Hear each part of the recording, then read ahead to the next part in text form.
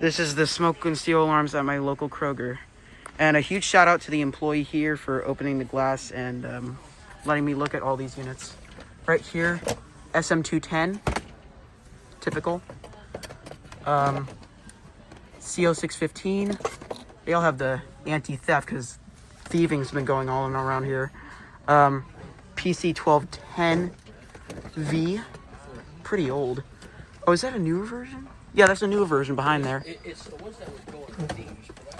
And then this one right here, SM200. I actually haven't seen this in stores recently. And then CO606 right here. Yeah, CO606. PC1210. Older version. Oh, there's the extremely yellowed version.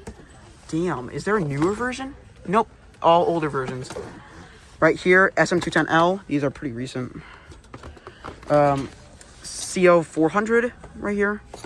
SMCO200V voice. There's some of the older versions right there. Is any of them? Nope. All older versions. SM210 slimline. I don't think there's the older units back here. Nope. They're all precision detection. CO400 2-pack. Oh, there's the anti-theft thing. PC1200, newer logo version. SMI 100 AC, newer version. And then CO400, and then right here, PC1200, I think.